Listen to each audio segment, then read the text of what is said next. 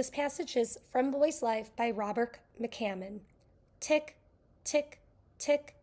In spite of what the calendar says, I have always counted the last day of school as the first day of summer. The sun had grown steadily hotter and hung longer in the sky. The earth had greened and the sky had cleared of all but the fleeciest of clouds.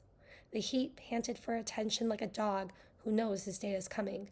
The baseball field had been mowed and white lined and swimming pool newly painted and filled, and as our homeroom teacher, Mrs. Selma Neville, intoned about what a good year this has been and how much we'd learned, we students who had passed through the ordeal of final exams sat with one eye fixed to the clock.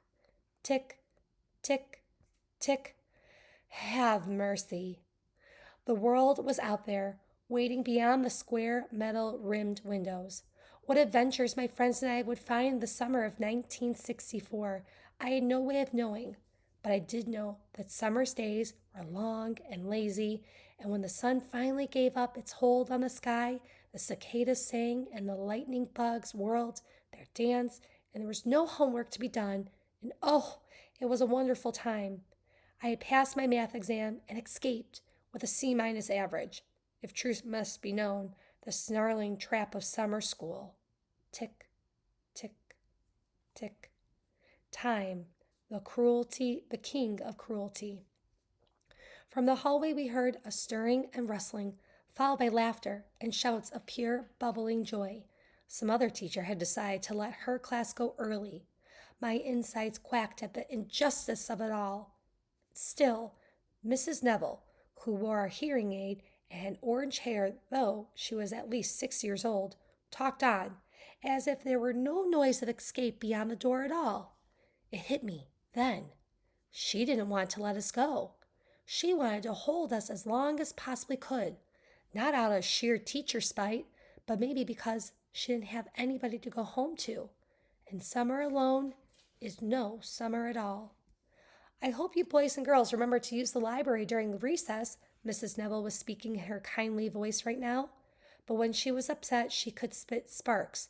You mustn't stop reading just because school is out. Your minds are made to be used, so don't forget how to think by the time September comes around.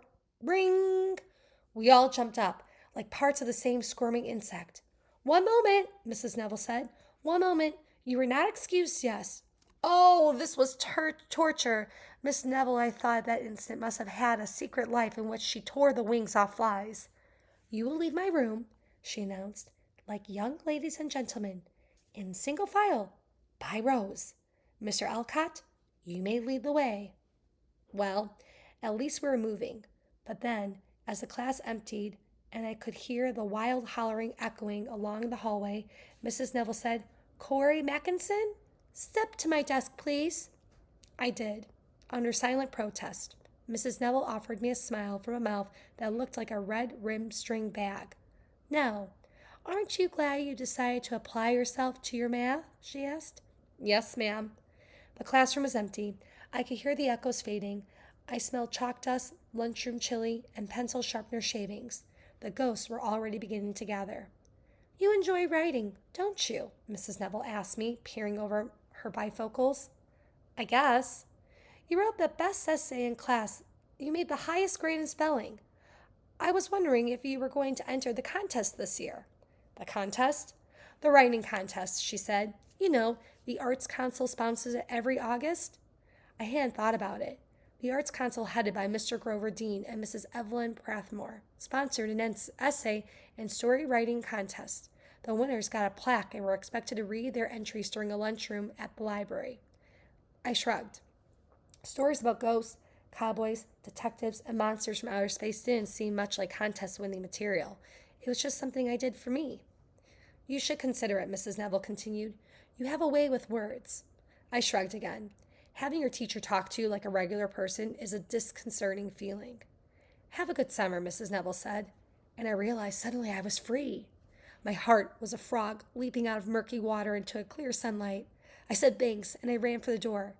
Before I got out, though, I looked back at Mrs. Neville. She sat at her desk with no papers on it that needed grading, no books holding lessons that needed to be taught. Mrs. Neville stared out at the room of empty desks, carved with the initials of generations who had passed through this place like a tide rolling into the future. Mrs. Neville suddenly looked awfully old. "Have a good summer, Mrs. Neville," I told her from the doorway. "Goodbye," she said and smiled. I ran out along the corridor, my arms unencumbered by books, my mind unencumbered by facts and figures, quotations and dates. I ran out into the golden sunlight, and my summer had begun.